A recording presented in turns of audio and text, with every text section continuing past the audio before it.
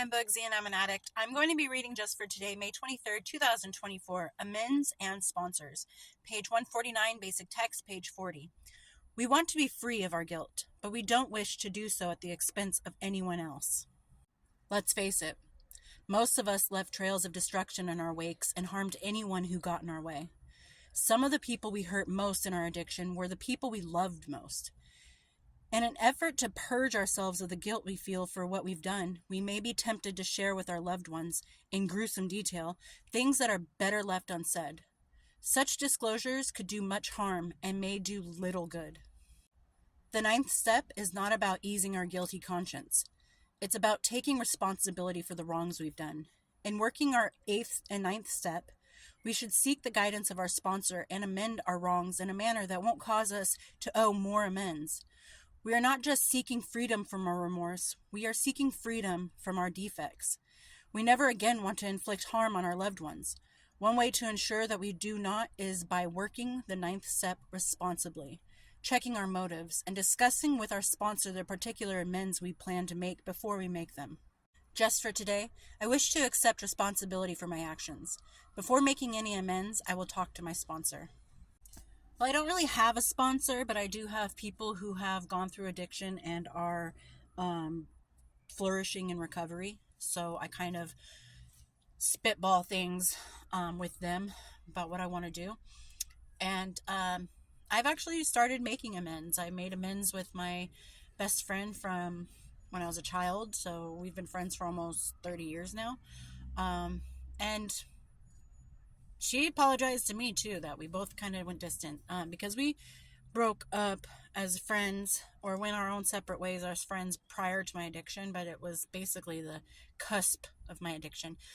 But I made amends with her and we're on a better track. I also made amends to someone who I held dear to my heart, and I still do, that I hurt probably the most outside of my children, but someone who believed in me and was there for me and did all these wonderful things for me and never faltered in, making sure I was okay. And I hurt her the most. And the other day was her birthday, and I sent her some flowers. I didn't see her. I sent her flowers for her birthday, or a little plant that was flowers. But and then her daughter called me a couple times, so I called back. And then when I said, "Hi, I got a missed call from this number," I heard the daughter and hung up on me. So I was like, "Oh, sorry." But actually, right before I read this, just for today, I didn't know what today's topic was, but right before I did this just for today recording, I sent a text to the daughter, letting her know, "Hey, I'm not expecting anything in return. I don't expect you or want you to accept my apology if that's not what you want. You won't be hearing from me again. I just wanted you to know that I'm making my amends.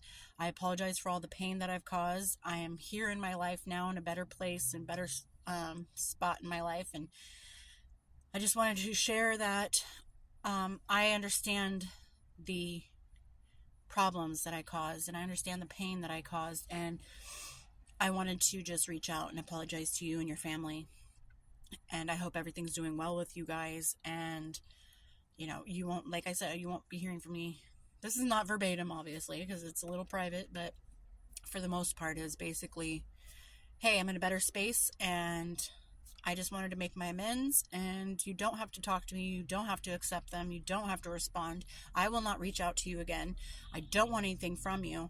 I just want you to know that I'm aware of my mistakes and I am remorseful for what I've done." And knowing her, she'll probably never respond. She'll just laugh about it, but that's fine. However they respond to it is how they respond to it.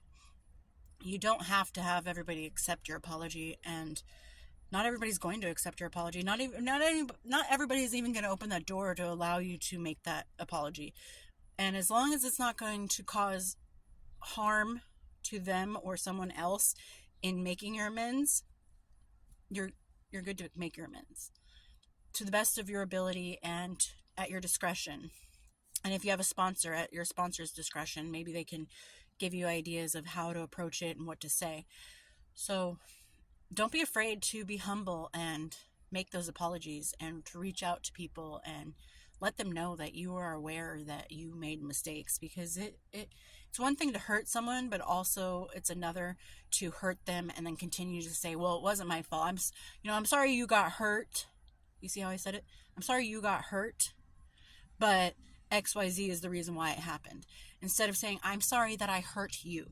I hurt you. So there's the difference. I'm sorry that you're hurt, and I'm sorry that I hurt you. So when you could admit it and be humble and say, I hurt you and I apologize, that was unacceptable and I wish I could take it back, but I can't.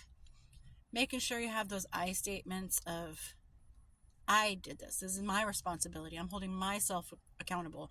I'm not blaming anybody else, because at the end of the day, I was the one who did the things and I was the one acting that way and I had that behavior. So just be humble, be kind to yourself, and understand that not everybody's going to accept your apology, and not everybody's going to want to even hear from you. And if they do, respect their space.